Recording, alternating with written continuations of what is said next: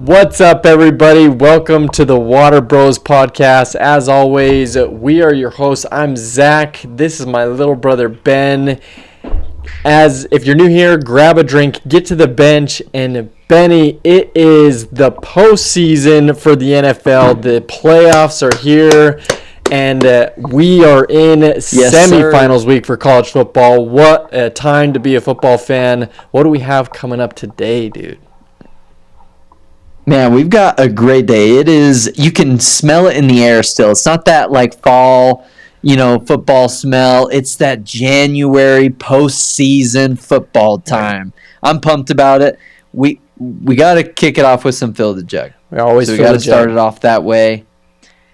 Before we dive into some high quality H2O coming at you. And then we will dive into some pop takes. So if you're new here, we always grab a drink. We get to the bench. We got to take some pop takes here. So what is it in the sports world that we're talking about? Some of the biggest highlights, some of the biggest. Also, we are going to finalize our little Stranger Things discussion. We gotta put a little bow on that discussion before we dive into some NFL power rankings with a twist. That's right. Today, that's right. Because we're in the postseason. And then finishing it off with postseason twist. Got to be a little bit different.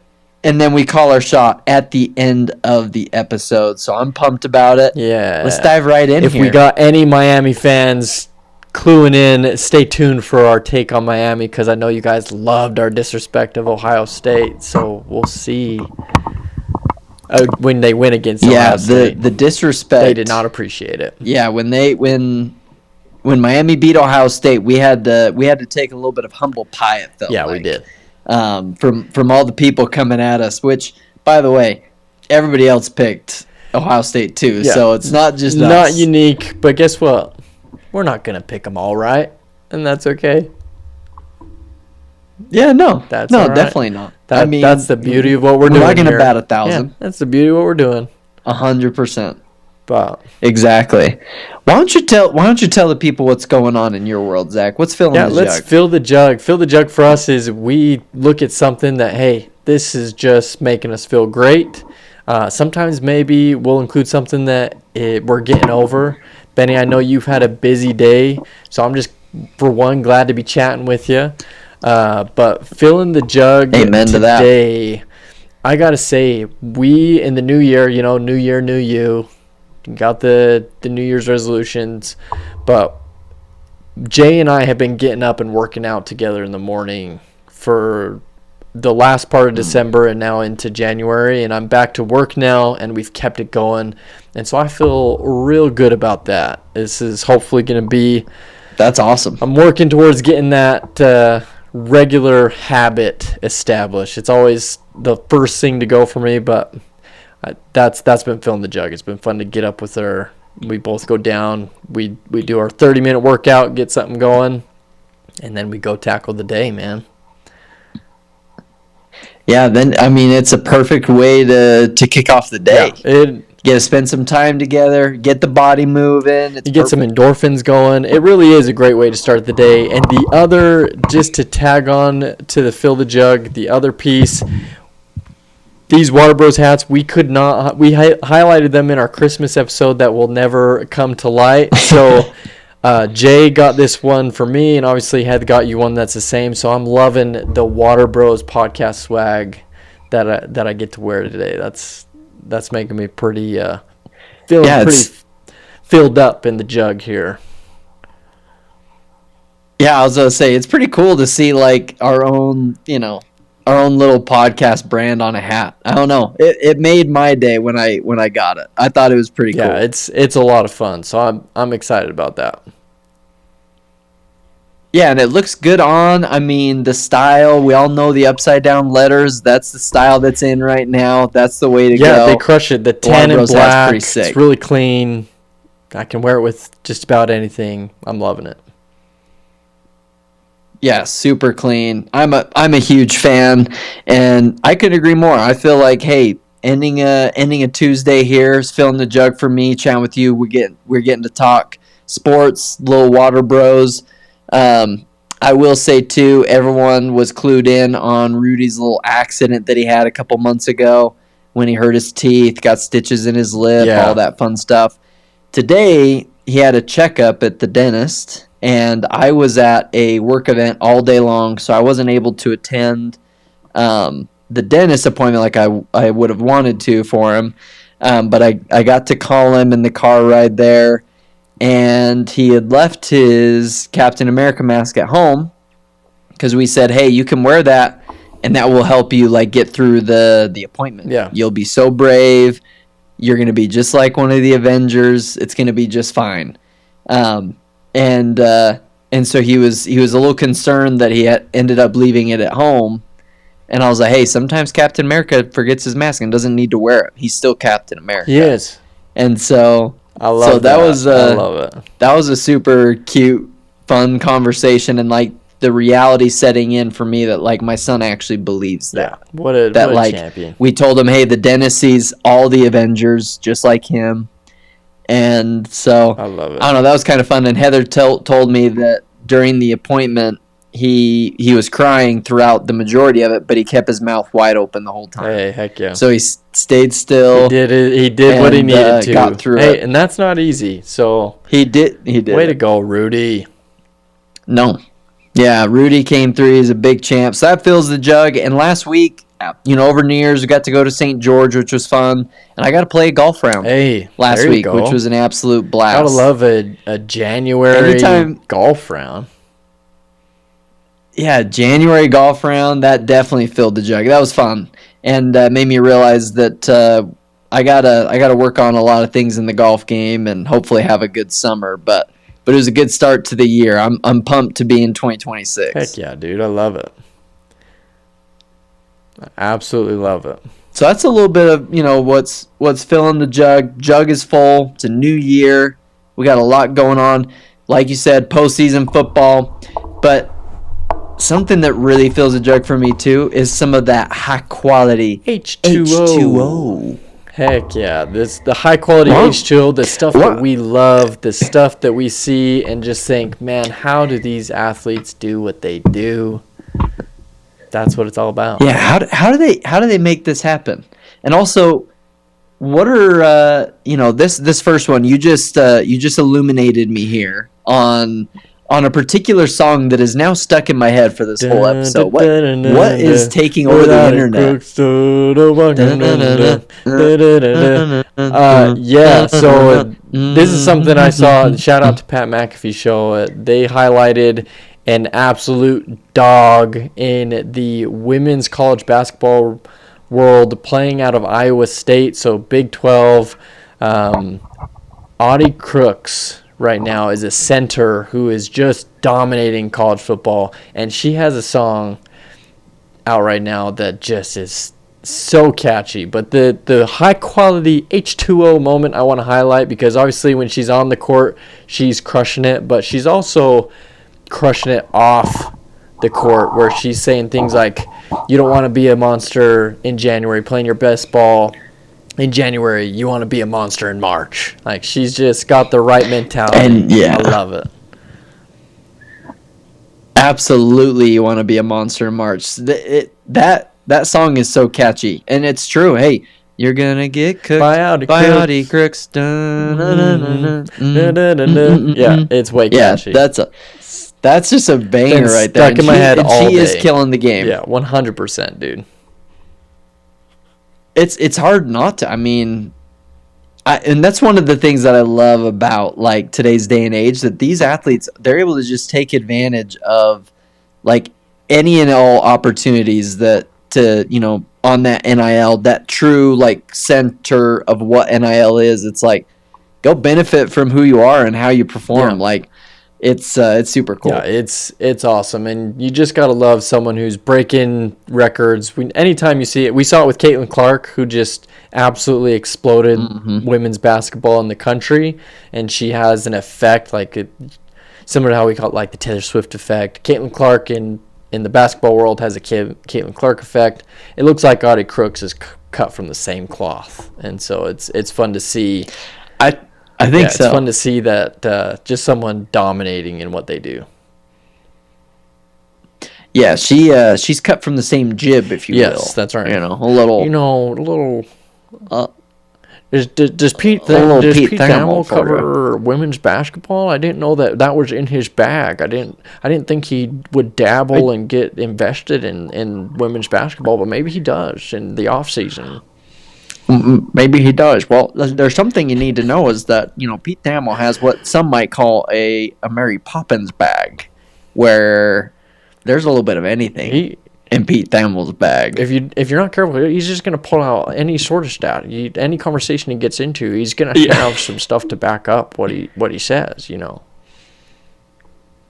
Yeah, and he's gonna come out with some word. I feel like I'm just gonna say see. That's what it keeps teetering on. It's teetering on that. Pete Thamel's not far from, at least our Pete Thamel impersonation is not far from the classic. Oh, my word. Villain, she, watch out, she, I'm gonna take your puppies, she, like that. That's exactly it. That's all I hear when I try and do that voice. It's so close to it. Like, my name's Pete Thamel, see? Oh man, my eyes just started to water out of nowhere. I don't know why, but that's too funny, man. Yeah, man. Hey, I love it. So funny it makes you cry. So funny it makes you cry. That's what we got. WaterBros Waterworks is what we call it. 100%. So the next thing, and you had a clip about this over the weekend, where anytime history is made, I love it. Greatness. We see Myles Garrett breaking the NFL all-time sack record. For the dumpster fire Cleveland Browns, who ended up winning the game. But 23 sacks in a singular season, 17 games. A lot of people love to comment on the clip that we put out there saying he did it in 17 games. Yeah, but guess what? He did it in less snaps, and that's what matters. Yeah, I mean, the guy is an absolute freak. In snaps played, Myles Garrett is an absolute dog. No one more deserving, I think, of being the new sack king, and just an electric year. And like I said, it's a bummer that we don't get to see him do his thing on the biggest stage in the postseason. I would love for the Browns to figure it out. But, yeah, Myles Garrett, definition of high-quality H2O. And who cares if Joe Burrow maybe went down easy? He was getting sacked regardless, so... Yeah, he was getting sacked. Come hell or high water, Myles Garrett was getting a sack. He was hunting big time, which he should have. Like, that's what you got to do. It was a business decision on Joe Burrow's part. Just... Oh, 100%. Yeah. But I was just thinking this. You've got, when you're looking at the playoffs, this is what's so interesting to me about the NFL. For the past couple of years, now we've got no Joe Burrow, no Jamar Chase, no Lamar Jackson, no Patrick Mahomes, no Travis Kelce, no Myles Garrett, no Micah Parsons because he's hurt, but the Packers are in. Yep. But you don't have Justin Jefferson. We don't have Bijan Robinson. You don't have Jonathan Taylor. The best running backs in the NFL aren't in. Yeah. Like, it's crazy how difficult the NFL is. I mean, it is... Every week, I feel like any team could win. I mean, this year, there are definitely certain teams that they weren't going to win. I mean, let's be honest. But there's just so much parity. For sure. These dudes are so good at what they do. And I think I'm going to insert another one that just came to mind, Benny, of a high-quality H2O moment that highlights that. And you have teams playing this last weekend that weren't playing for anything but pride. And the play that comes to mind that highlights the competitive nature and these guys just wanting to go and do what they do best week in, week out is when Trey McBride on the Arizona Cardinals, he gets a catch, hurdles the defender, clears him, no problem, and as he's walking off, Hot Mike catches him saying, "That's right, mother, I'm him, just talking his crap." Yeah. And, I mean, it was an incredible play, just a crazy feat of athleticism. But, I mean, these guys, they just want to win. And it stinks that we don't get to see all these incredible talents. There's so much talent in the 18 teams that are out of the playoffs that their season's over. They're packed up. Yeah. 100%, and I completely agree. Trey McBride is that dude. There were a lot of moments like that over the weekend. Teams playing for pride, which I love. Yeah.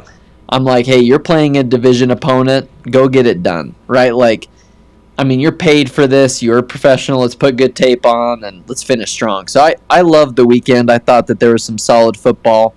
But wrapping up the high-quality H2O, I want to combine these two together by a little bit.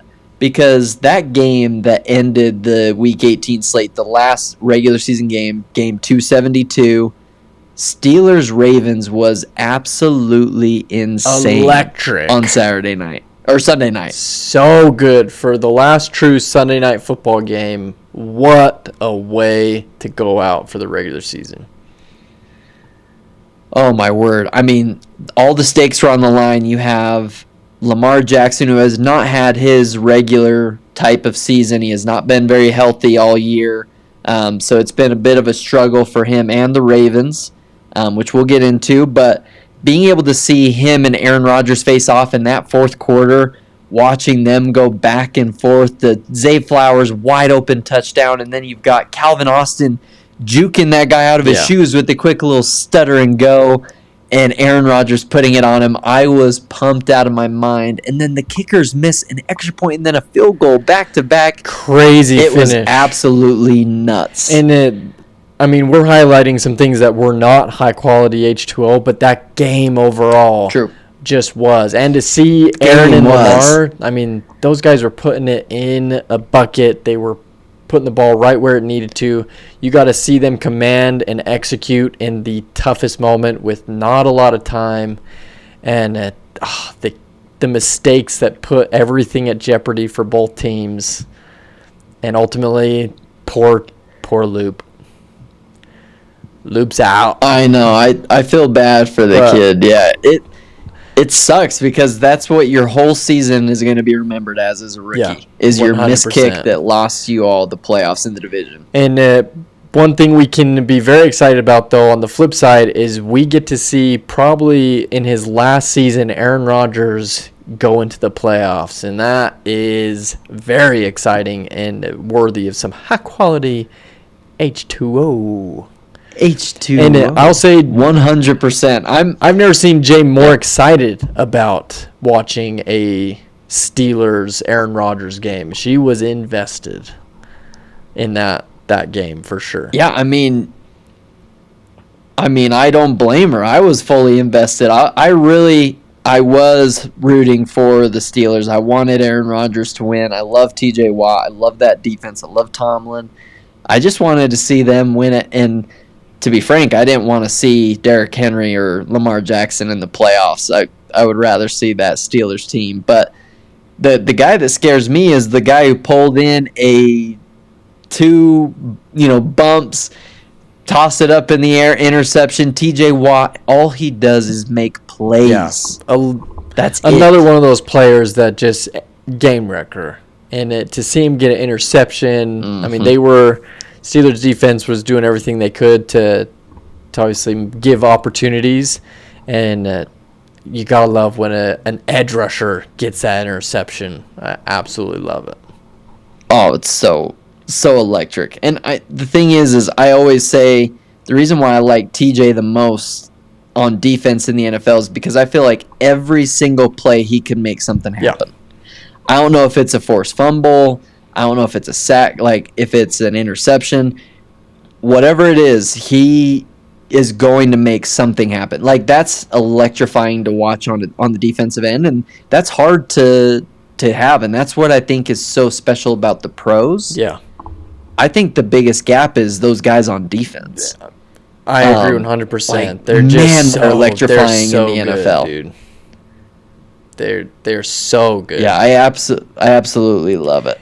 And hopefully this next weekend we get some good high-quality H2O moments from the postseason games we got coming up. I'm certainly hoping so, because guess what? The Eagles, although I'm extremely excited they're in the playoffs, they sat everybody, so it was not high-quality H2O experience watching the Eagles this last weekend, but we're in it.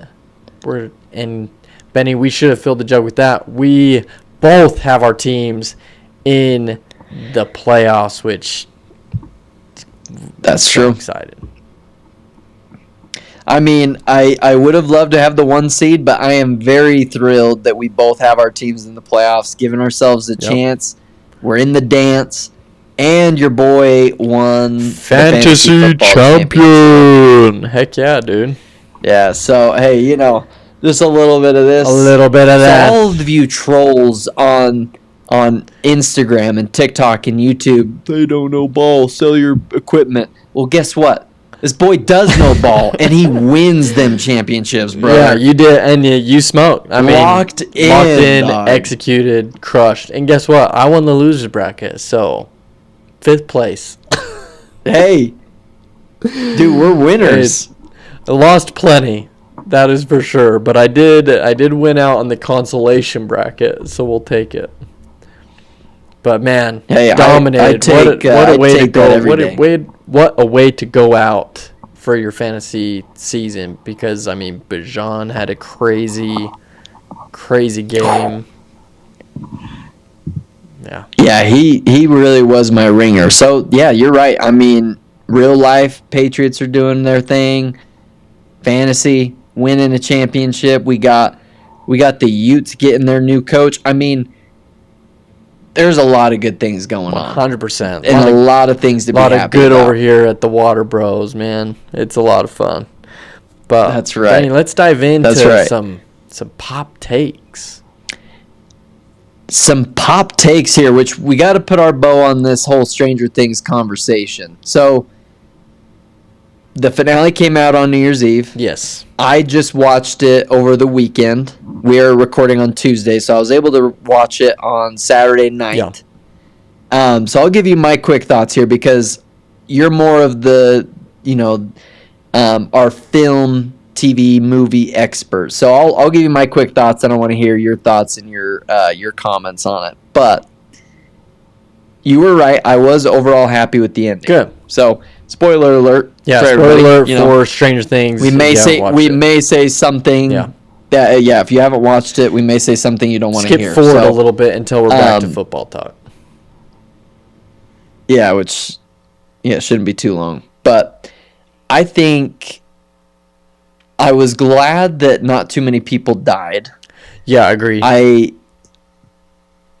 I thought that the ending for all the characters was good and like a happy ending. Like, I really liked that a lot.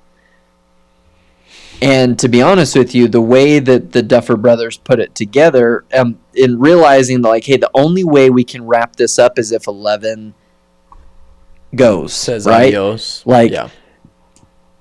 Exactly. Like, something has to end there in order for all this to quiet down. And so they wrapped up all those stories, and then when Mike articulates the story of, like, how 11 gets out, I'm like, I 100% believe that.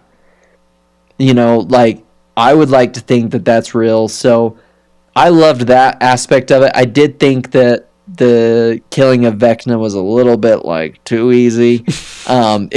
It seemed like, all right, we could have done this like a season and a half ago. Yeah. But everyone doing it together was really cool.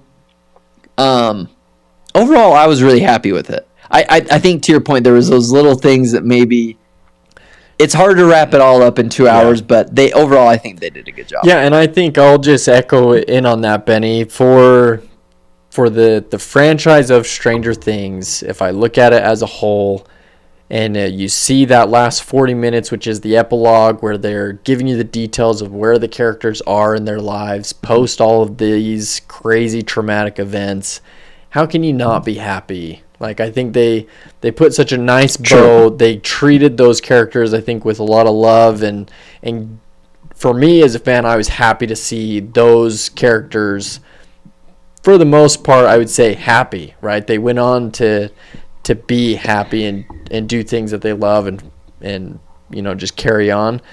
And I really loved that piece of it. There's plenty of plot armor. There's lots of things that they're like, oh, let's just make this work kind of stuff. But the Duffer Brothers, I think, really you can tell as you watch season 1, 2, 3. I mean, they were really kind of flying by the seat of their pants, and season 5's no different. They kind of found themselves as they went, and so inevitably there's going to be plot holes.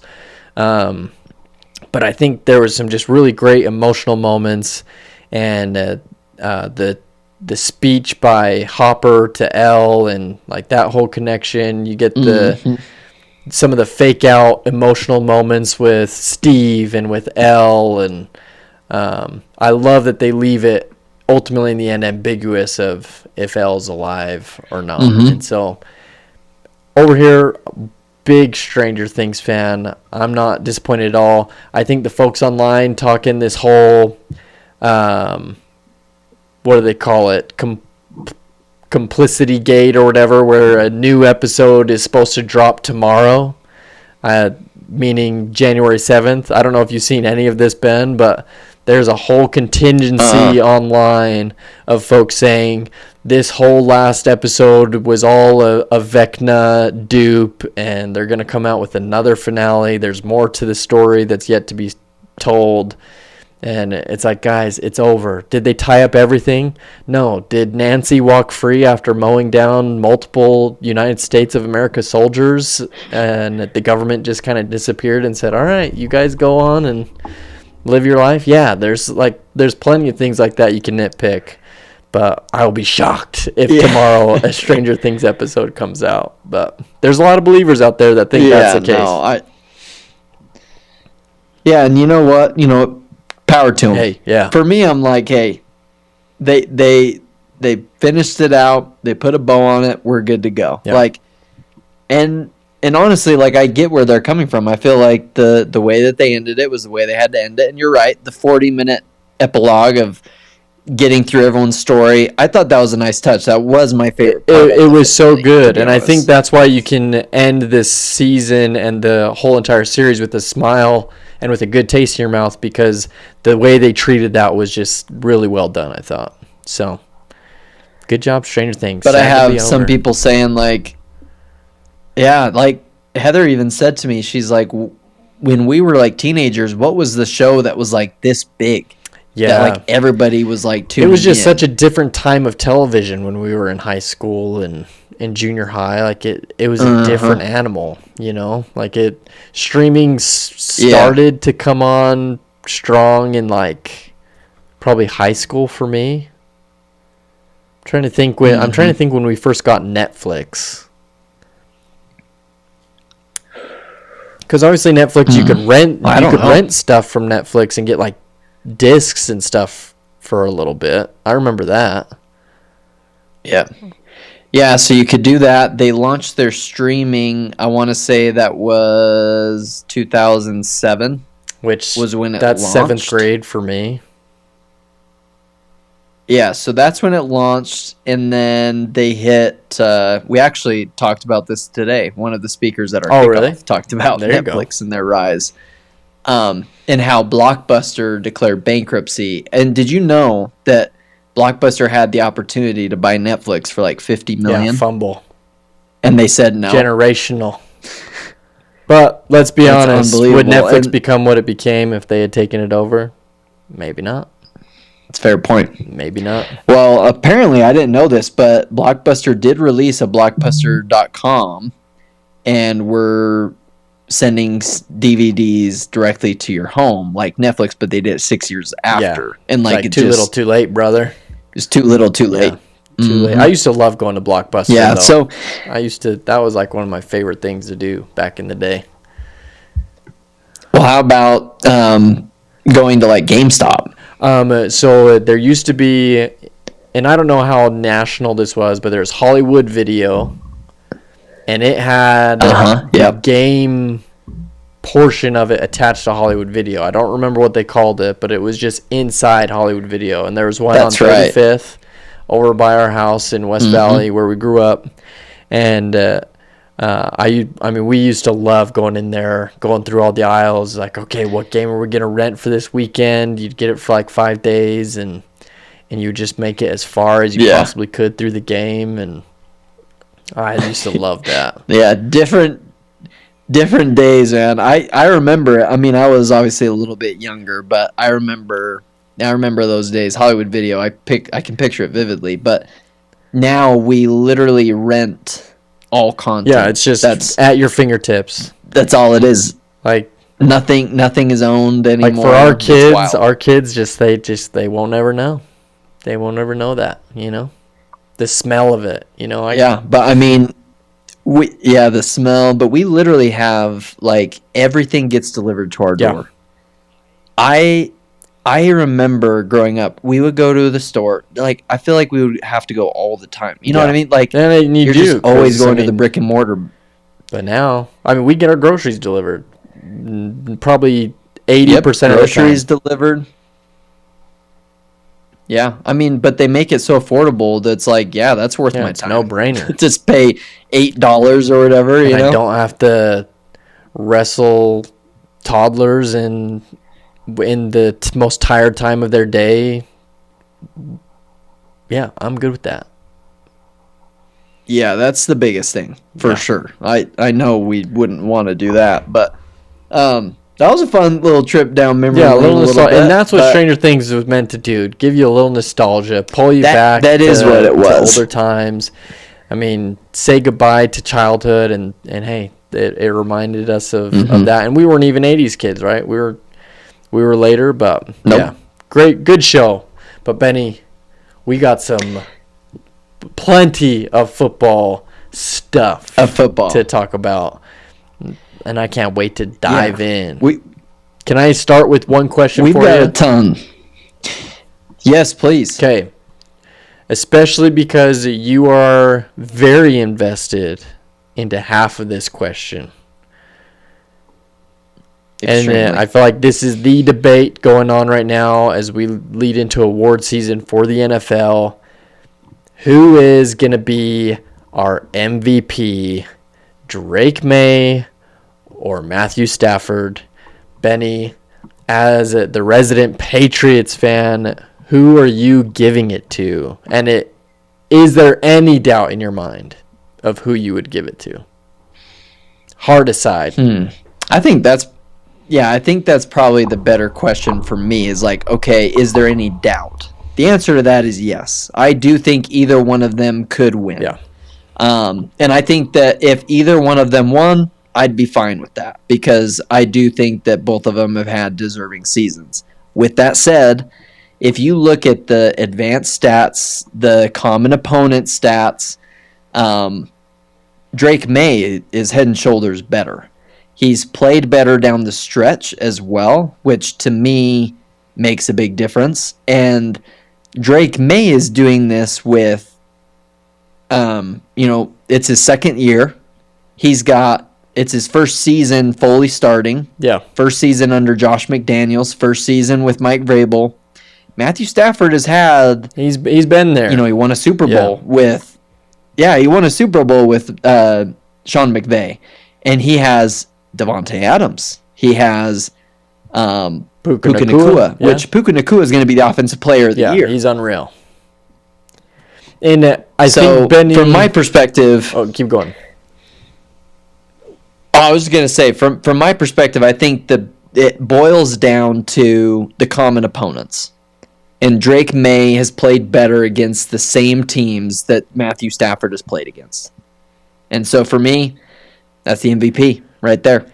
Drake May. Yeah, and I feel like this always comes up around this time where they talk, is it just stats? Is it the intangibles? And I think if you really highlight the valuable portion of that, like who's the most valuable player to their team that you can attribute that success, I agree, Benny. I think that is Drake May. I think he's done a lot more, a lot faster with a lot less than Stafford. And so I think what Drake May has done is incredible. What Stafford has done is incredible. Great season. I mean, I think they are a big threat for a Super Bowl run, but I would give it to Drake May as well. I do want to say, though, there's something to be said with the Rams. They have consistently all year at the 1 yard line Matthew Stafford will hike the ball, and he'll just lob it up to Devontae Adams. Yeah. And so there's not very many teams in the NFL that are passing it on the 1 yard line, goal to go situation. No. I mean, it's so like almost his 46 touchdowns. Are you saying that a little I think overinflated, similar to like a Jalen Hurts Yes. touchdown stat because of the tush push? 100%. 100%. And so the other interesting fact is Coach Cowher, so former Steelers great head coach, he said that he gives the nod to Drake May. Drake May has rushed for 31 first downs. Yeah, that's crazy. Which is crazy. Moving.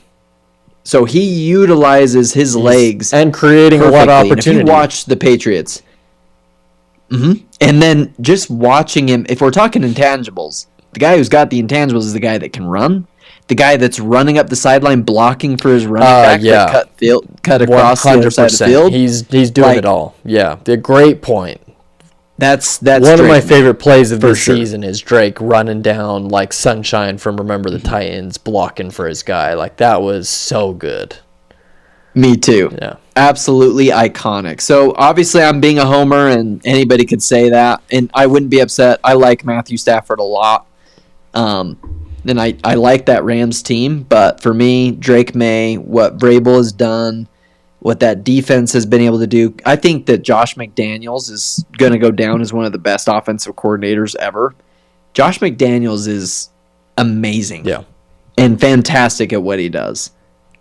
Yeah, dialed in. It's all come together pretty well for the Patriots. The Patriots have been way exciting to watch this year. And, I think Drake, if we had a vote, Drake May would be the vote we cast. But absolutely, it'll be interesting to see. And no bias there at all. Yeah, no bias, none whatsoever. It'll be interesting to see. Again, I think if Stafford does win it, I think it's. I mean, you can't be angry at it, but I think Drake May has more than earned it. Yeah, no, I think so too. And so we're gonna find out pretty soon here. But the same question, I'll throw it your way. Obviously, I'm still invested in this question. Yeah, good year for the Patriots. When we're talking for these big questions we got going. Very good year for us. I like being a part of these conversations instead of like, hey, we have the number one pick or not, or are we just a dumpster going on? But does Vrabel or Liam Cohen there for Duval have the edge for Coach of the Year? What are your thoughts? Another great question. What Liam Cohen has done for the Jaguars, I think he's like the first coach to go from a 4-win season to a, 14? They have 14 wins? Did they have 14? They have 13 wins. But I mean, I'm 13. I want to say pretty sure he's the first brand new coach to take a team that was basically a dumpster fire last year and take them to that many win season. And so is Liam Cohen a guy? 100%. Now on the flip side, you got Vrabes, who's also done kind of a 180 on Patriots. What was their stuff last year, Benny? What was the Patriots record? So the Patriots last year went 4-13. Oh, so very similar then. Yeah. And then this year we are 14-3. So did I get my stats mixed up, I wonder? Maybe, because it's possible. Because that sounds like Liam Cohen and Vrabes have done almost the exact same thing. Right. Yeah, and the main difference is that the Patriots have they have the nod by getting the 14th win, and the Jaguars have 13-4. Yeah, so now I'm wondering if in my my scrolling, if I misheard or just misread that stat. So, I mean, really, when you compare it, Vrabes to Liam Cohen, they both have revitalized their programs. They have put, I mean, Liam Cohen's Jags are now on the map. Trevor Lawrence is no longer a complete bust. He's in the conversation of like, hey, he's going against Josh Allen, and who are we going to pick? I don't know. Like, that hasn't ever been the case for Trevor Lawrence's career. Rabes is doing it with a really young crew. That True. I mean, Drake May's second-year quarterback. Benny, it's tough. I think I am gonna go with the guy that I love the most, though, and that's probably Rabes.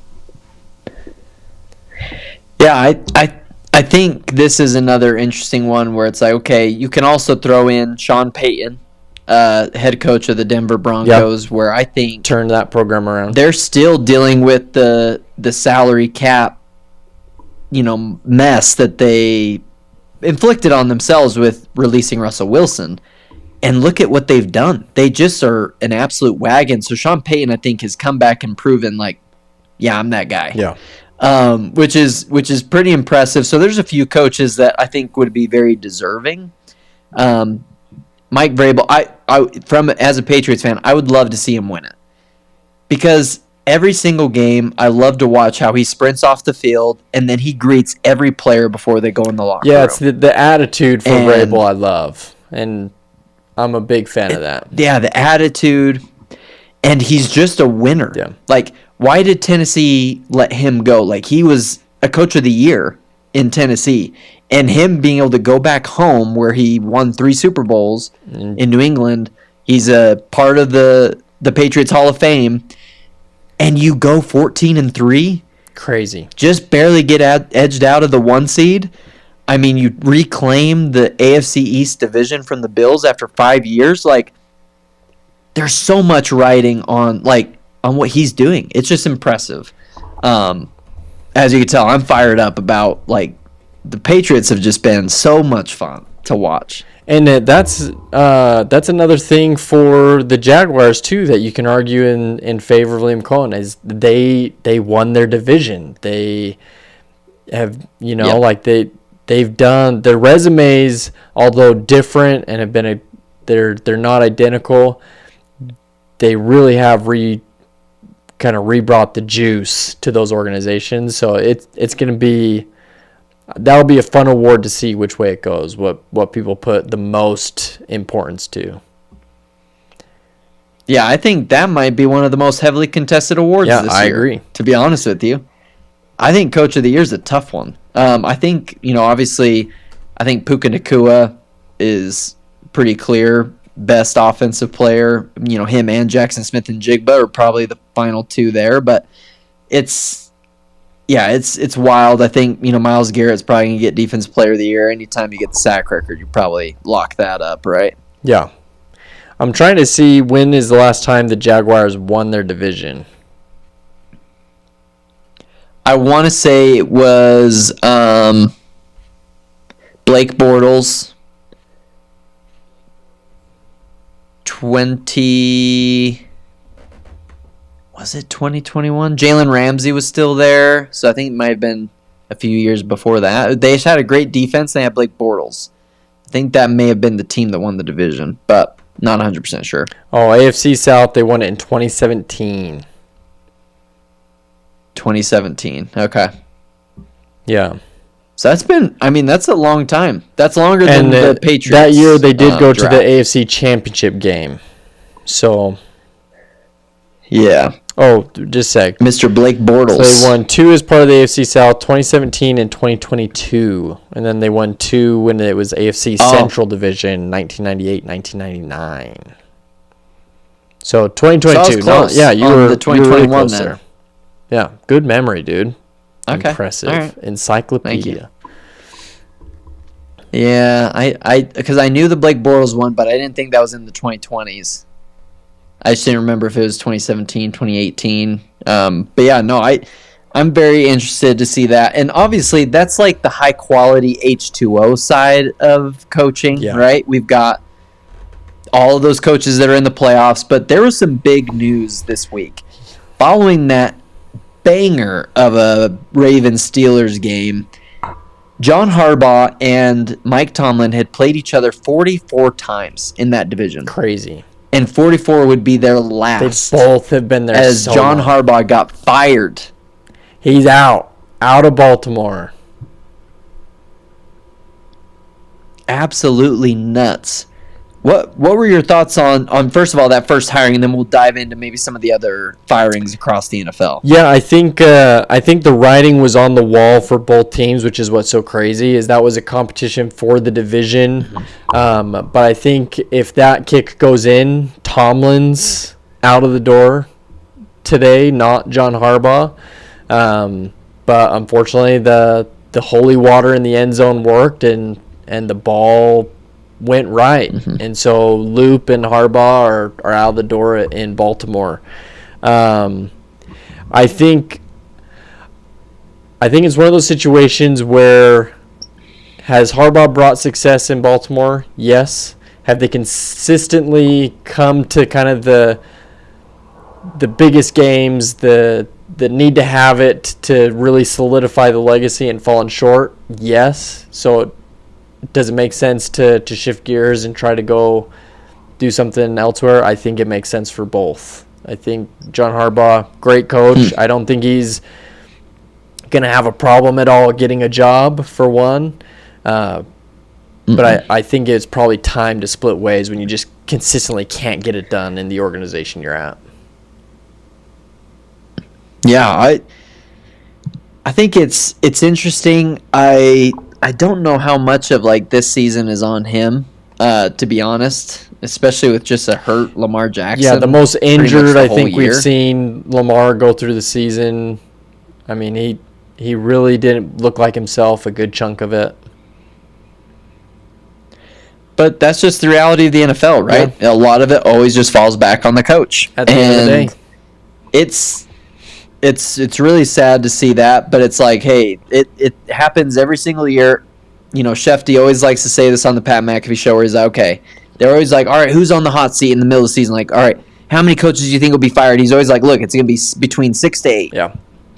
It just is what it is. That's usually every year, that's how many it's going to be. And right now we're at 7. So of the 7 coaches that have been fired in their respective teams, which team do you think is in the worst situation, or maybe the worst like coaching opportunity? We could look at it in both lenses, but what are your thoughts on that? Yeah, I think the team that is in the worst situation that now needs to go get a coach, in my book, is probably the Raiders. And the only hope for them is that, well, I might roll that back. The reason why I say that is they do not have a QB. Do they have the number one? Okay, but they do have the number one pick. They have the number one pick, so they can go get a QB. But how many QBs have we seen come in and not do their thing? And I think the only runner-up to that over next to the Raiders is probably the Titans for me. I think those are the two. You're not a Cam Ward believer, right now. No, I just don't think, despite them having Cam Ward and using that pick, I think Cam Ward is a talented dude, but I just don't think they have it put together. And so you're not going to be a coach that goes in there. It reminds me a lot of Saints situation this year, where it's like, yeah, the coach going to the Titans is going to be like, hey, we're not going to win. You know, like that's just going to be the reality for at least another year. I don't see them rolling it back. And if they do, I'll eat crow, but I just don't see it happening.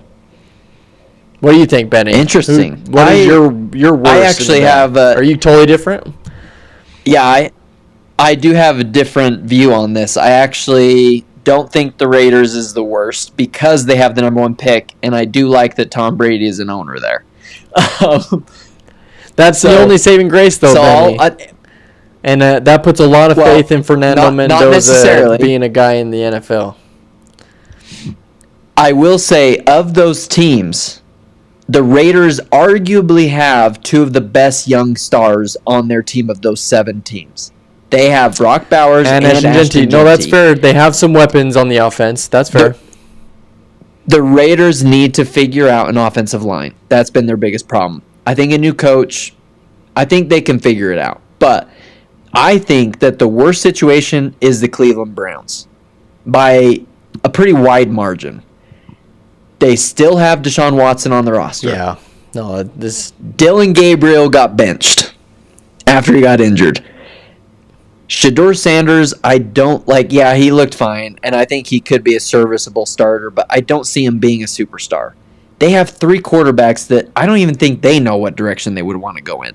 If they had a top 3 pick again, would they take a Mendoza or Dante Moore? Probably. Like, that's how crazy they are. I mean, we said at the start of the season, you're cooking, Ben. I think you make a great argument.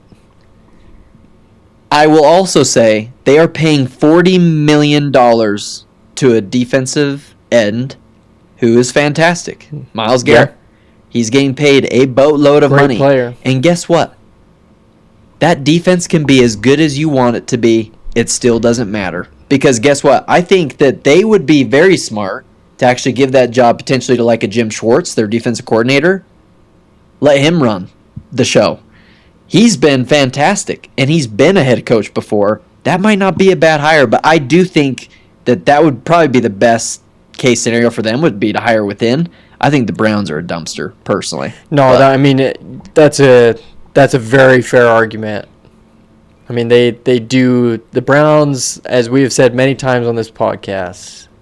They have some struggles, and they collect QBs like Infinity Stones. They don't seem to have a great direction, but I mean, you said like O-line for the Raiders. They got to figure out an O-line.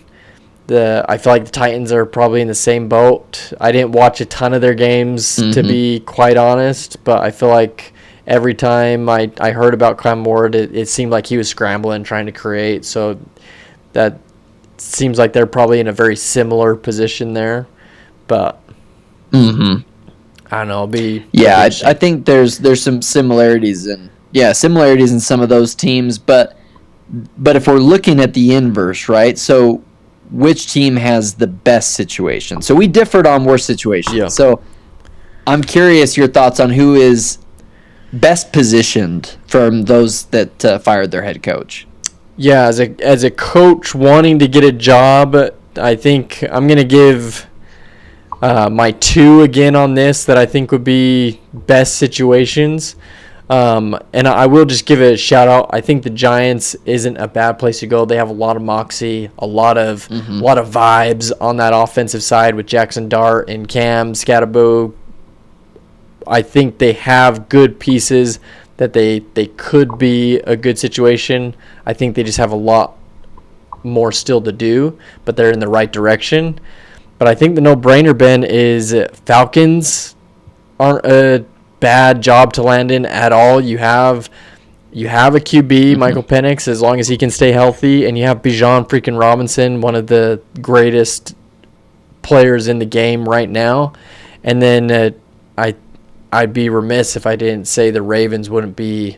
Who doesn't want to coach Lamar and Zay Flowers, and despite some of his drops, Mark Andrews, and I'm a big fan of Kyle Van Noy. We'll see how long he plays, but like that defense didn't look bad against the Steelers.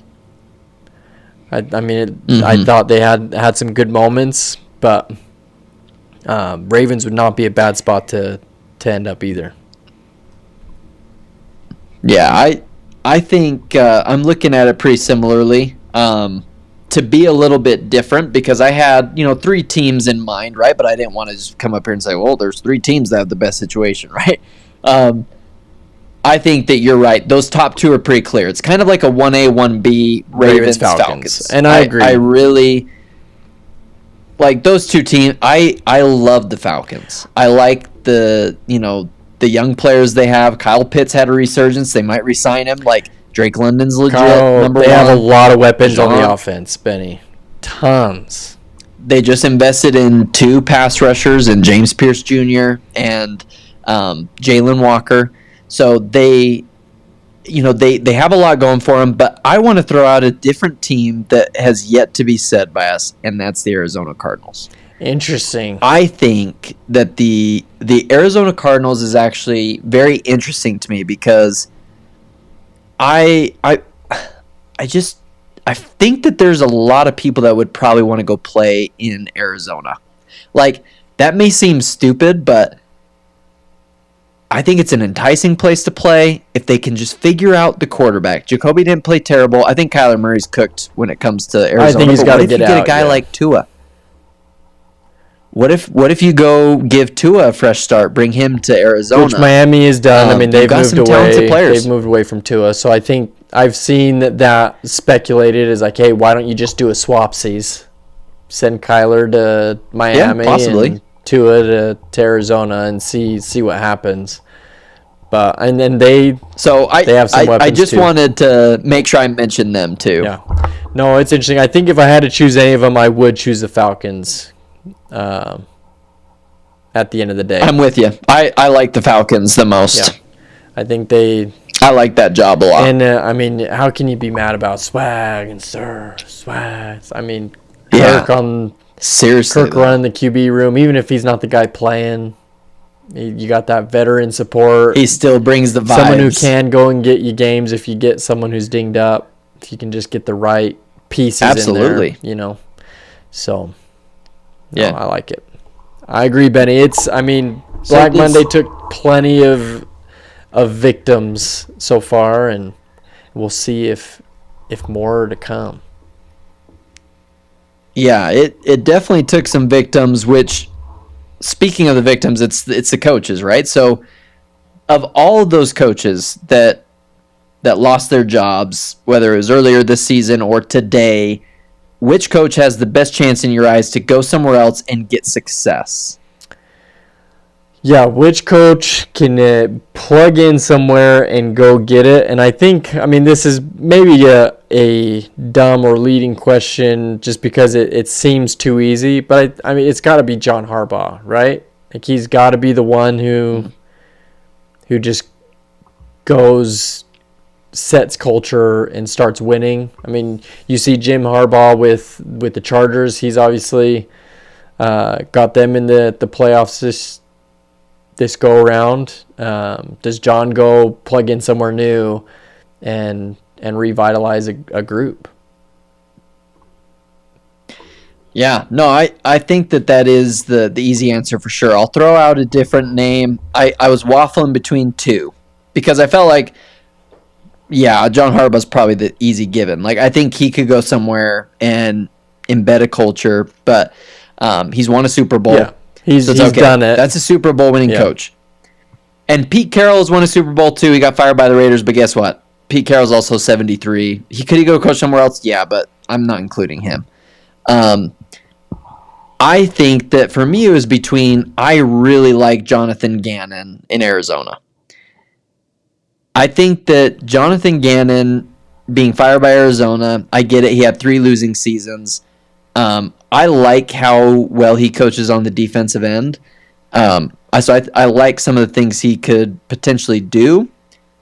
But there's a coach of the year that got fired. I was just gonna say Stefanski might be the one that he's in a crop organization. You get Stefanski with the right support, the right GM, and all of a sudden he's back to the coach of the year. You know what I mean? Because when he first got to the Browns and they got to the playoffs, they had kind of a good resurgence, right?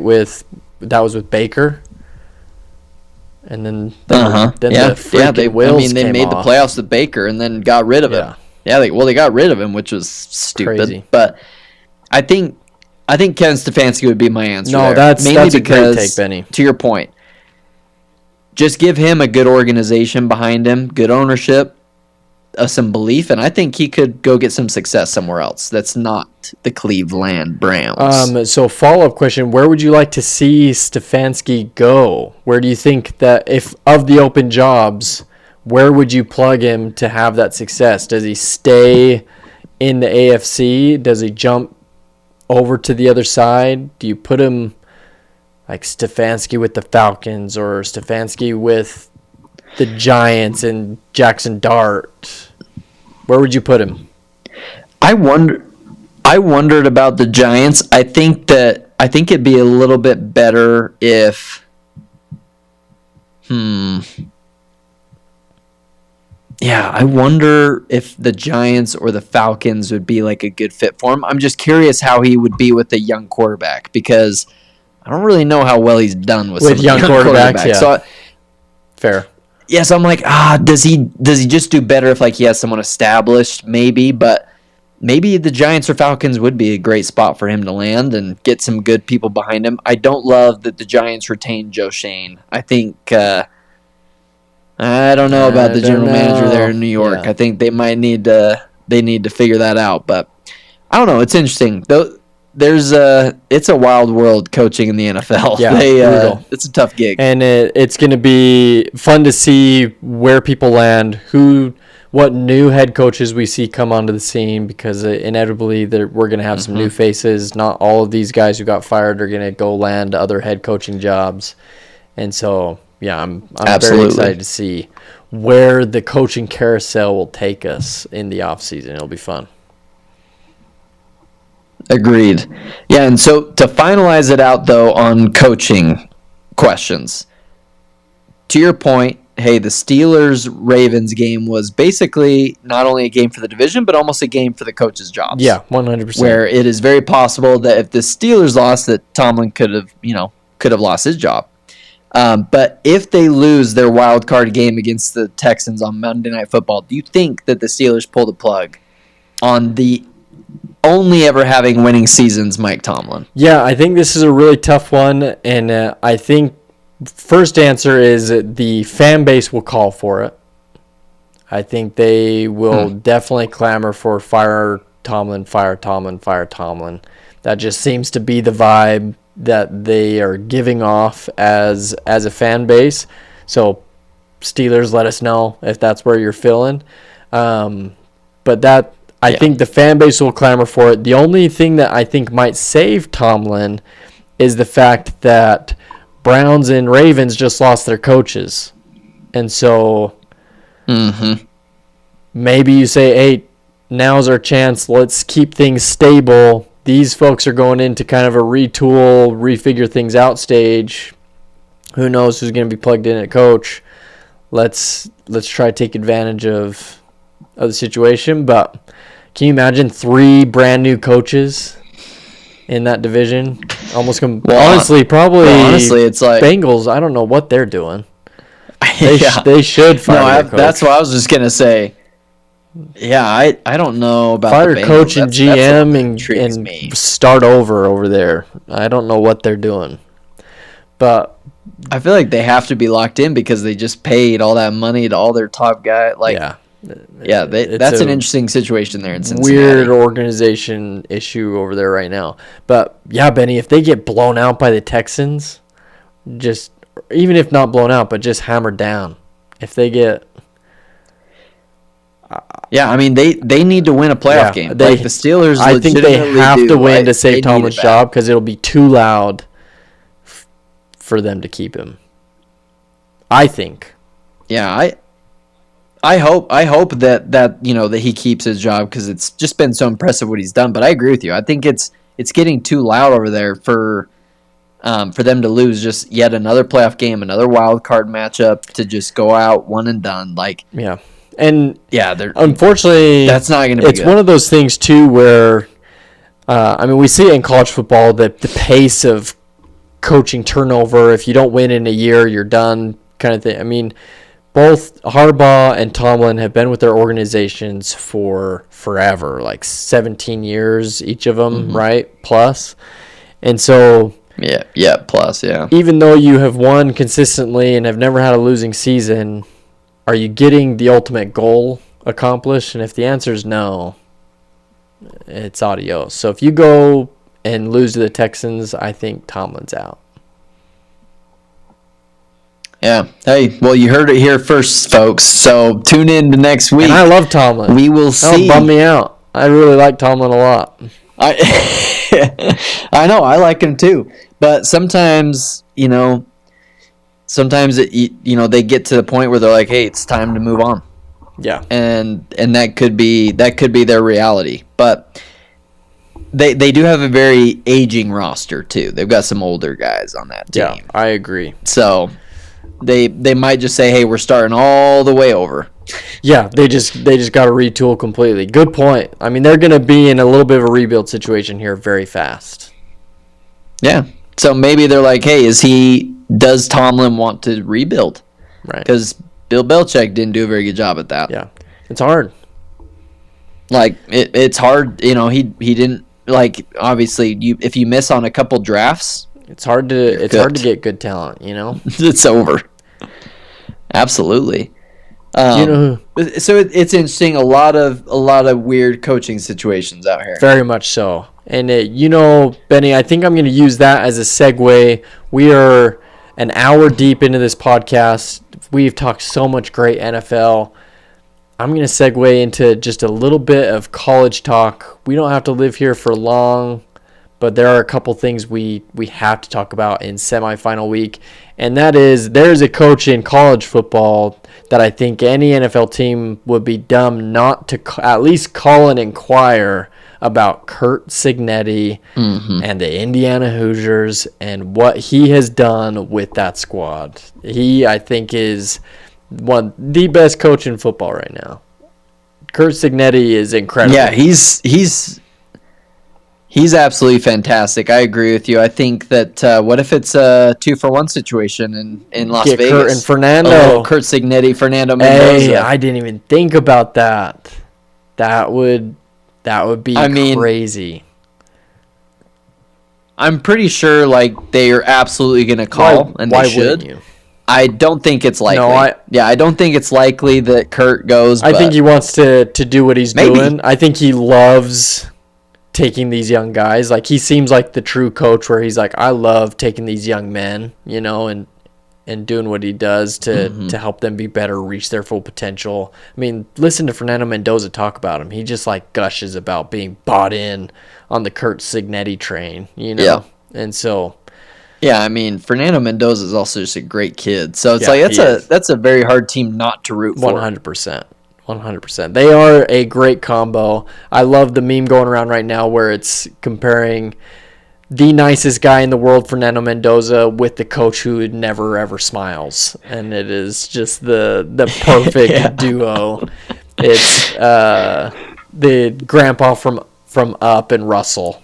You know what I mean? Mm-hmm. No, it really is. That is the best comparison. Yeah, too funny. I love two. My internet's undefeated, but yeah, I cannot wait to see them play against Oregon and Dan Lanning this week. What a great game. Yeah, that is going to be a fantastic game. An amazing matchup between two Big Ten teams. Hey, what a wild time where you see Indiana and Oregon in the semifinals of the college football playoff. But here we are. Here we are. That's reality. I'm very intrigued. Very intrigued by Curt Cignetti. I think that there'd be a lot of teams that are going to be reaching out to get old Curt here. I think they would be dumb not to at least make the call. And Benny, I got two things. I want to say one thing about Texas Tech, and then I would love to hear your thoughts on Utah, new coaching staff, portal action, because I know you are dialed in that regard. But I just want to say a little too dialed about Texas Tech. One, they got Sorsby, so they are retooling and doing a lot in the portal right now. But I think Texas Tech's loss, we have not talked about this on the podcast since it happened.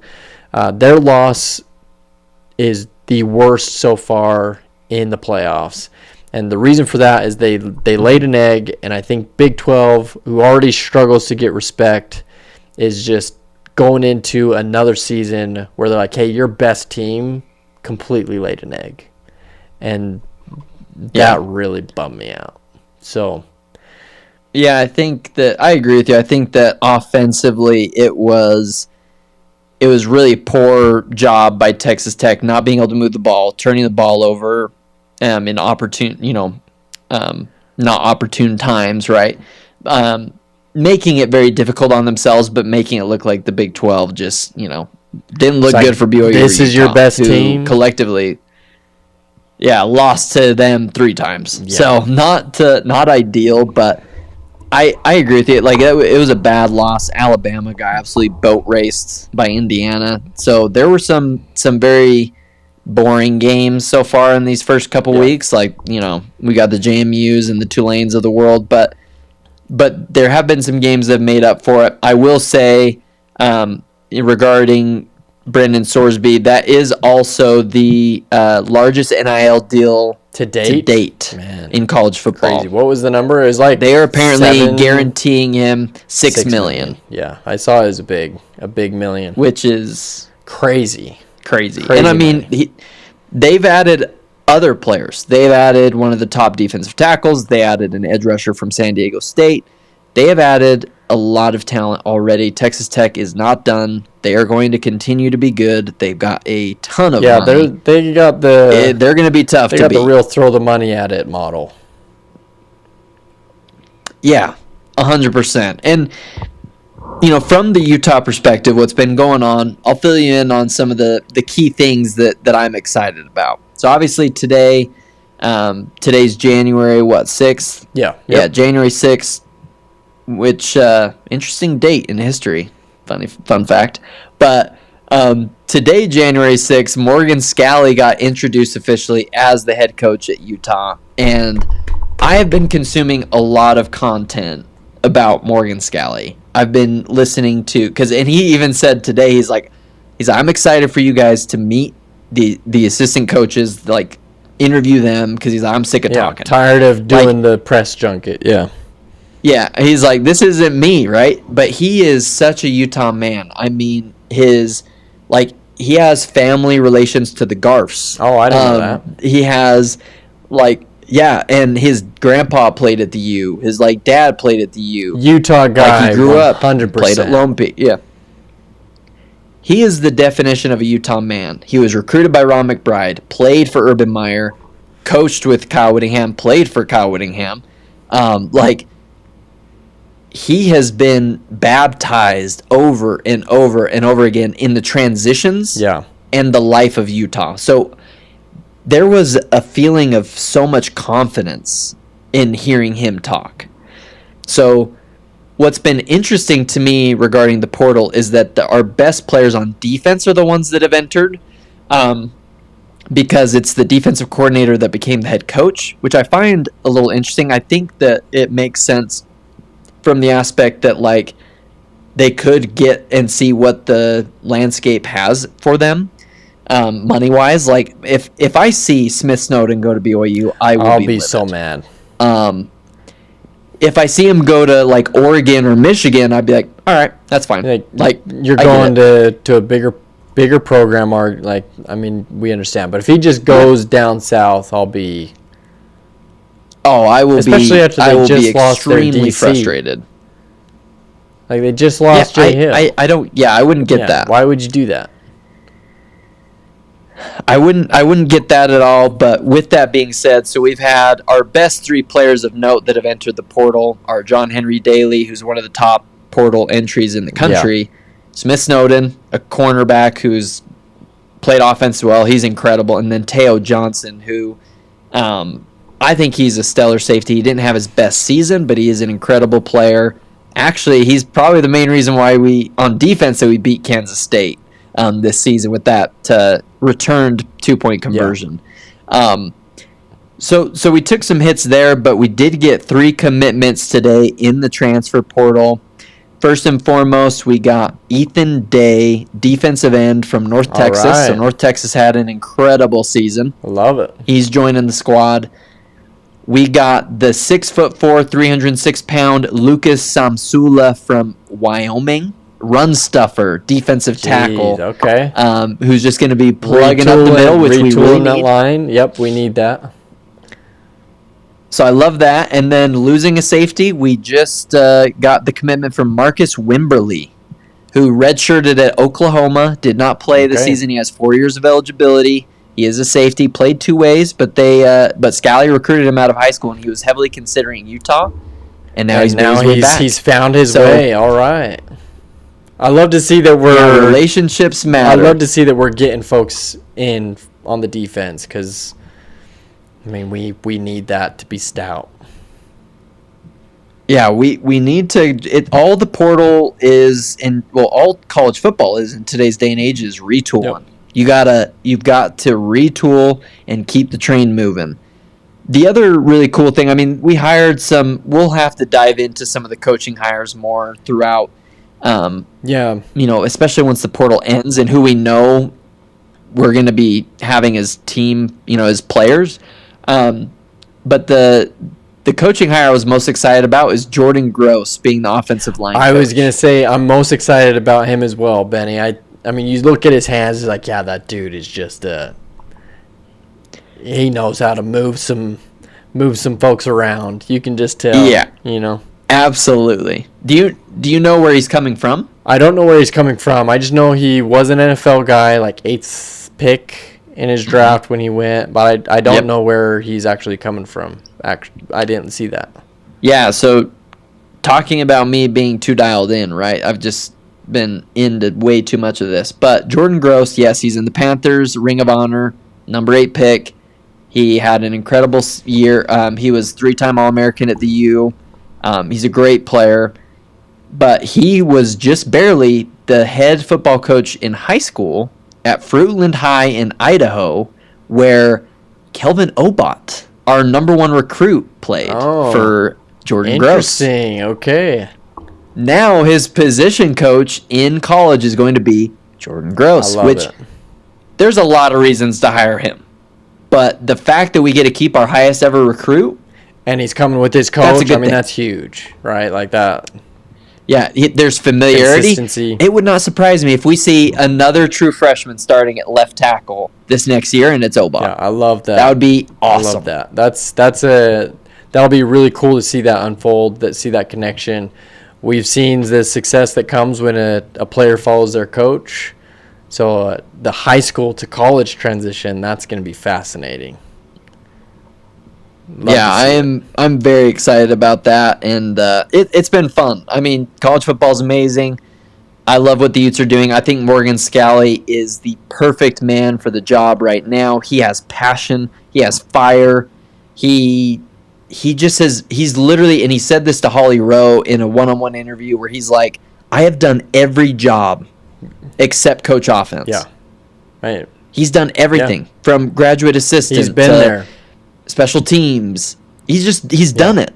And it's all been at Utah, and I love it so much. And like you said, he just gives off that confidence. Like he's not going in there not knowing what to do.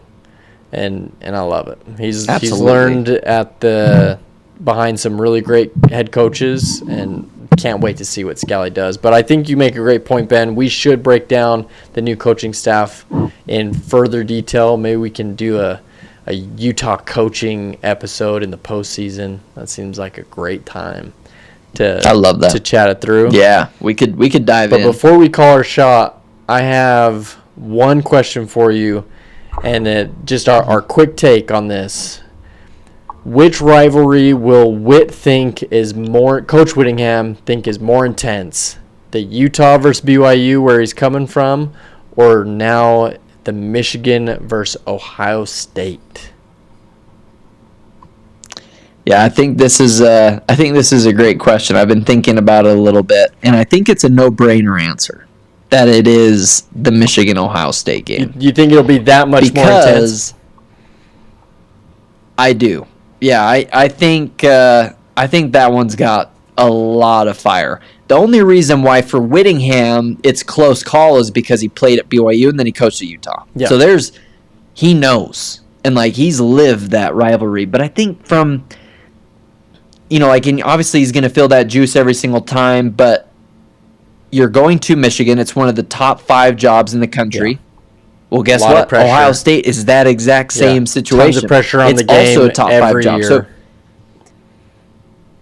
yeah, that game like that, and he's going to be competing for national championships. Do I think that Utah can as well? Yeah, I do, and I think Morgan Scalley believes that too. But Kyle Whittingham, he's going to have his hands full, and he's going to get baptized into that rivalry game. I think he's made for it, but that's going to be intense. Yeah, I'm excited to see. I'm curious to just see if he even says anything, right? The comparison of the intensity, the fan interaction, I think a lot of people talk about the Utah BYU rivalry here that we experience as being so intense because we're so close to one another. There's so much overlap, so it's something that is just ingrained day in, day out of this is a rivalry. House is divided, right? Yeah. But the Ohio State crossing out the M's, the pressure on the job. If you don't win that game, they're going to call for your job, right? You saw that with Coach Day over and over again. The flag planting. I mean, it's going to be – I'm excited to see. He's obviously very acquainted with deep-seated rivalries. But, yeah, I'm very curious to see which one he thinks is more intense. But I do agree with you there that there's certainly a ton of pressure on an absolutely historic rivalry in Ohio State versus Michigan. Yeah, and I'm definitely gonna be tuning in to that game next season. I mean, we watch it. I'm gonna tune into every I was gonna say we game. watch it every year. To that point, I don't miss the Ohio State Michigan game. Great rivalry. No, definitely not. Yeah, I watch it every year too, and I think I'm gonna be because speaking of portal, Bryce Underwood is staying at Michigan. I saw that today. So hopefully that's a sign that Devin Dampier, our boy, stays in Utah. Stay with us, Dampier. Hang out. Come on, Dampier. We need the 1-2 punch of you and Ficklin. But that's my thought on it. It's going to be interesting to see how. I can't believe we're 8 months away. We gotta keep ourselves entertained here for a few months. We got Olympics coming. We'll be all right. That's true. We'll find stuff to talk about. Lots of off-season stuff. There's always something to talk about in the sports world, right? Exactly, 100%. Well, Benny,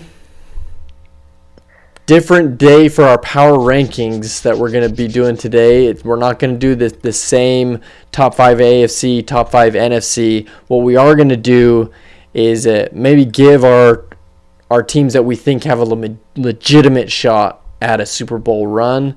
Why don't you get us kicked off? Who has an actual shot in the AFC of reaching that Super Bowl game? Yeah, for me, it is only 3 teams that have a legitimate shot in the AFC, in my eyes. Okay. And it boils down to the 1 seed Broncos, the Buffalo Bills, who are the only team... Well, actually, that's not true because the Texans are also favored in their game as the lower seed. But I would say the Buffalo Bills are number 2.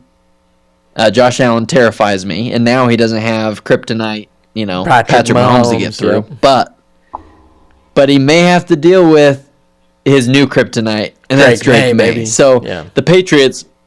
The Patriots are the 3rd team, and the only teetering team for me, it wouldn't be the Jaguars. I think it's the Texans. The Texans, I think, are just a scary the defense, team. Right? That defense is so stinking tough. I like it, Benny. I did not. Defense wins championships. I did not see given that much love to the Bills. I think the Bills-Patriots are on a collision course. I think that if they both win, they'll play week 2 or in the second round, divisional round, which I don't love. But the thing is the reason why I say the Bills is they've been there year after year. They got the experience. And the best quarterback in the AFC. I think it's Drake May, right? Like he arguably is one of the best, but Josh Allen is he's one of the best in the NFL. I think the only thing that scares me with the Bills is the consistency, right? Like they could go and their rush defense is pretty awful. They could go on a run, right, and put it together for a couple games, but we've seen this season that they have some games where they just do not look good. So we shall see. We shall see. Well, I like the AFC picks, Ben. I don't disagree. I think if I'm picking just my 2 from the AFC. And this might be cliche, but I do think Broncos-Patriots are probably the ones I like the most, though I agree Texans' defense is so tough, and defense wins championships, and that is facts. Yeah, that's the team that scares me. I think that is your ringer team 5 seed. at the 5 seed for sure. And then in the AFC or NFC, Benny, who I think has a legitimate shot in the NFC to make a Super Bowl run. I actually love the Eagles 49ers lineup. I think the 49ers are limping in to the playoffs. I will admit I wrote off the 49ers very early in the season, and they have continually outperformed and overcome their injuries. But I think they're coming in really kind of hobbling. I think that was shown this last week as they played the Seahawks, that they just don't have all their pieces. I like the Eagles. I think they have a good path forward. I think the next two, honestly, it's very interesting, AFC to NFC. I'm going Rams at the 5th seed and Seahawks at the 1 seed. I think those are the other two. Whoever comes out of that game, it's going to be Eagles versus one of those two to go and get the Super Bowl championship. So I think I'm with you. If the Eagles can get past the 49ers, I think that they could have a really clear shot at the Super Bowl again.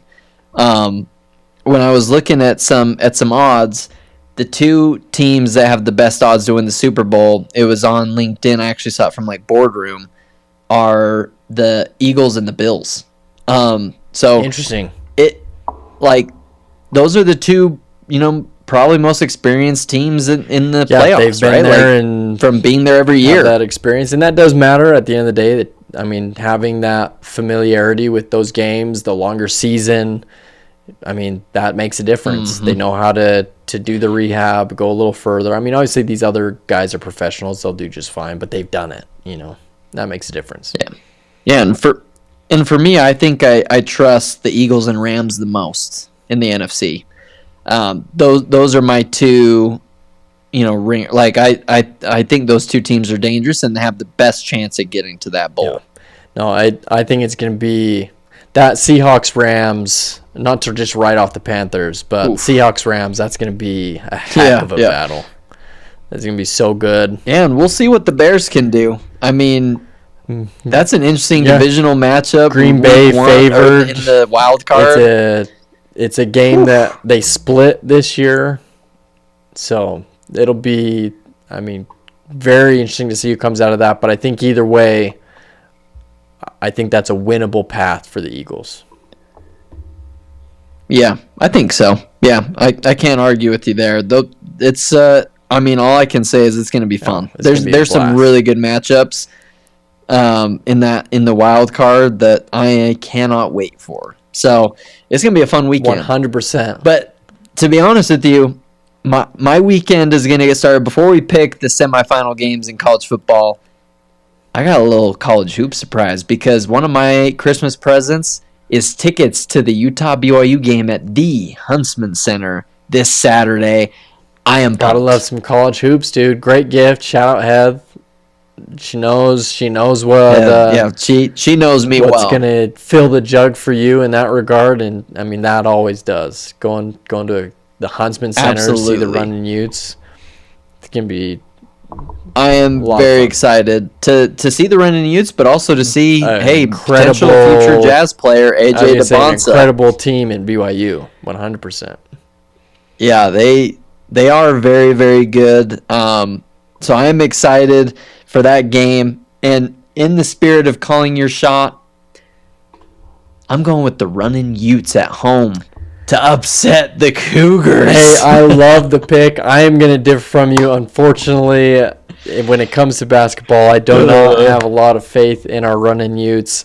I am going to pick BYU, but guess what? It has happened before where BYU is a significantly better team. In fact, last season, didn't Utah beat them in that matchup, even though Utah, again, was not that good of a team last year? So that's the interesting part, with basketball is they play each other twice every year. And so I do want to say, I don't remember if we had their number last year. I think they got one episode about college basketball. So it could happen. That is one of the unique things of college ball is I think on any given day, any team could just put the magic sauce together. But BYU looks like they're very tough. Yeah, they are a tough team, and like I've seen Jimmer Fredette play in the Huntsman Center. I have seen Tyler Haas and Eric Mika, and all these guys play at the Huntsman Center. I've seen them play. Kyle Collinsworth, I saw him play at the Marriott, and every single Utah BYU basketball game I've been to, we've won except one, and that was the Jimmer Fredette era. Yeah. I mean, Jimmer was unbelievable. So I'm excited to see AJ DeBonsa. I guess it's a little bit of a tradition for me to see the best BYU players play. So I'm pumped about it.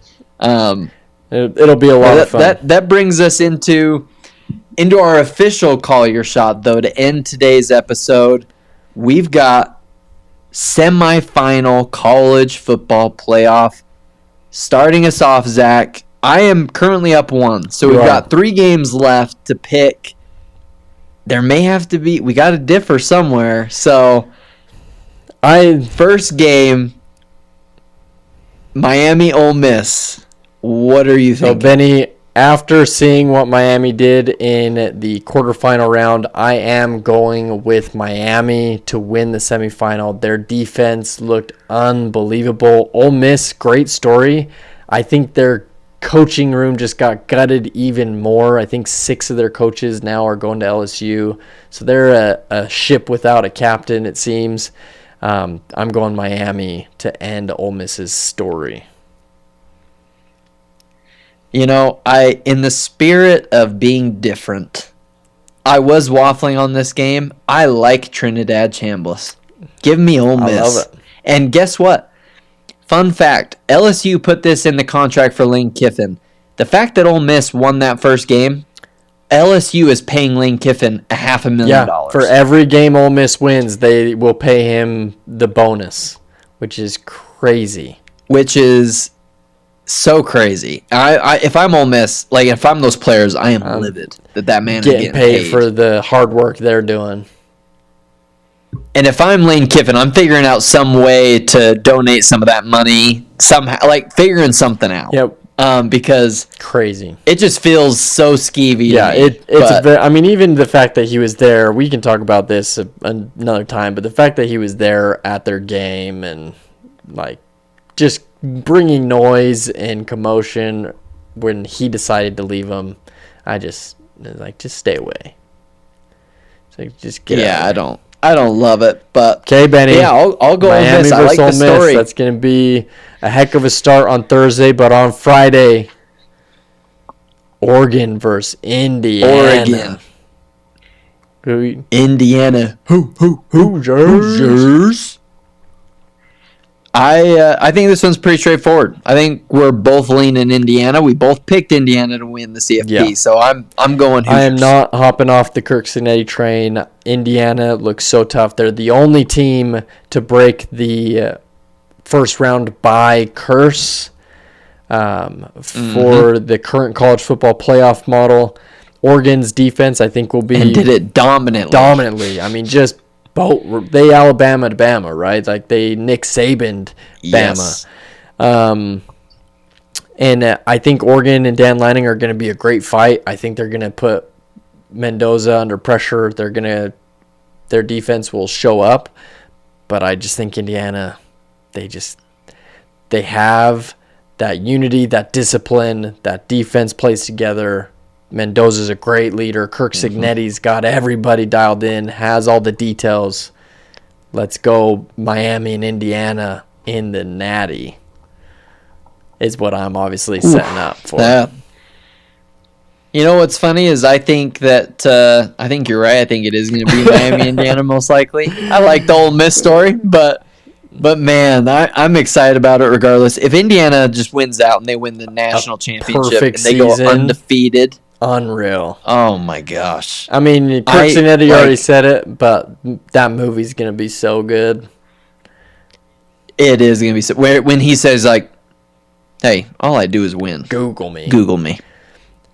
Just so yeah, cool. And then to follow it up with when he gets asked a question about their season, he's like, it's going to be a great movie. It's like he's just the mentality, man. I absolutely love it, and I had a chance to. He's got eyes through his veins. 100%.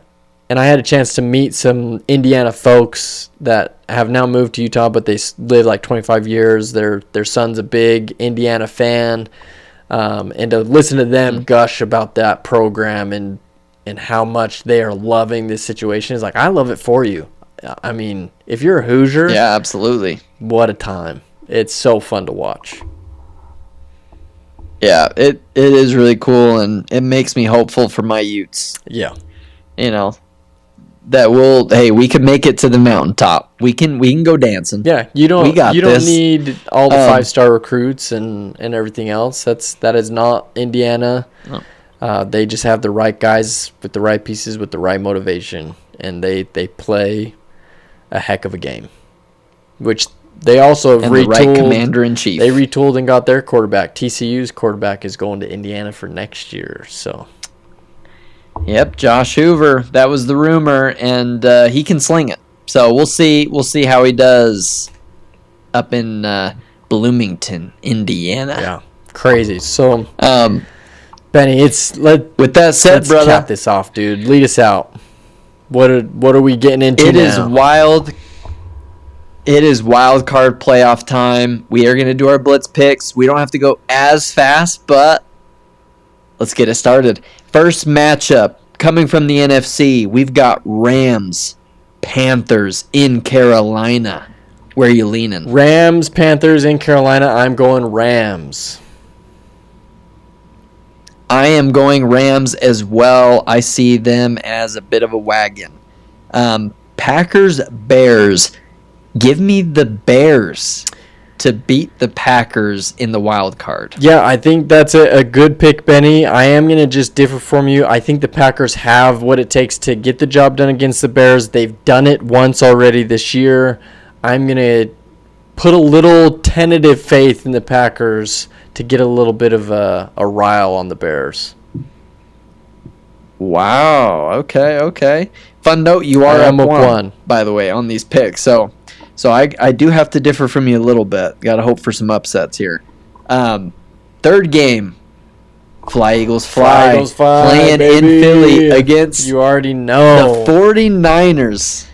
Let us know how this game is going to go. You already know the Eagles are going to get the job done. I think Brock Purdy's going to be running for his life. That defense is about as exciting of a defense to watch on any given day. Cooper DeJean, Blankenship, Jalen Carter, Guantanamo Bay, and Quinyon Mitchell. They are locked down, and they're going to get the job done. Yeah, I think that Purdy throws 2 key interceptions, and the Eagles get the win. I do believe the Eagles will move on. I love that pick, Benny. Into the divisional round. Yeah, I'll throw the Eagles some love. But that takes us right into the AFC with some banger matchups. First and foremost, Bills, Jaguars. Give me the Bills to beat the Jaguars, even though I would love it if the Jaguars beat the Bills, but I'll pick the Bills. And I definitely don't think this is a shoo-in for the Bills, but I do think experience plays a key here, and Josh Allen does what he does best, gets them through that first round. Yeah. I think it's going to be a close game. Yeah, I think so too. I honestly think all 3 of these AFC games could be close games, which leads us into I would love to save mine, but Chargers, Patriots in Foxborough.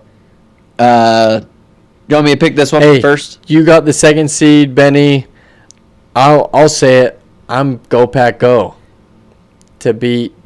Yeah, go Patriots, man. Jim Harbaugh. I feel very confident, and I think the key of the game is that the Chargers do not have both of their starting tackles. They are both hurt. And so, Justin Herbert has been a little injured. Get creative, get after him. Justin Herbert been a little injured. He does have a fractured left hand. He's got his hand down. That makes a difference, and I think that'll play a role here. Hey, and you know what we say in the NBA and basketball world? Hand down, man down. So Justin Herbert is going down this weekend, brother. Yeah, I'm right there with you there, dude. So Patriots hopefully can pull out the win. Last but not least, Texans Steelers Monday Night Football in the Steel City of Pittsburgh. Who you got getting the win here between the Texans and the Steelers? You know, Benny, as much as I'd probably like to see Aaron Rodgers go on a little bit of a run in the playoffs, I am going Texans. That defense, I think, is just too dominating. I didn't like some of the stuff I saw from the Steelers defense on the backside, and I think C.J. Stroud can do enough to hurt them in that coverage that they got on their secondary. Yeah, and I really would love to differ from you on another game and go Steelers here. I just don't know if I've got it in me. I just love that Texans defense. I got to go Texans. I'll get you in the semifinal. Yeah, we'll have some other games. We'll have some other games for sure. But I do think, I think the Texans are incredible. So I'm going Houston as well. That does it for Blitz Picks, brother. What an episode. There's a lot going on. So much. I mean, we talked a lot of football. Just so much, like you said, there's so much going on. I'm tempted to make 2 episodes out of this thing. It's just so much going on. But I absolutely love it, Ben. Yeah, that's true. It's a late night. I'm sure you're exhausted. I know I'm feeling it. Yeah, it's been. Yeah, it's just the reality of life, right? Long few days, but we're here. We're ready to go. Get up in bed, snuggle, fall asleep, dream of the Utes winning a national championship. Dream of incredible Sounds wild card mania this weekend with our teams in the dance.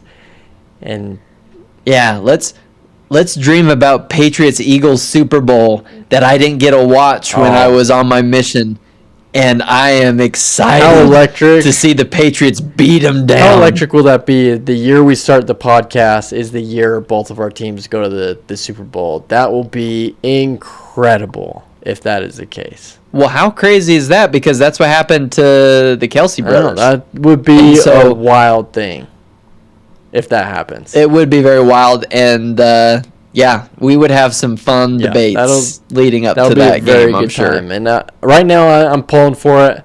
If you have listened this long, all we got to say is thank you. We appreciate it.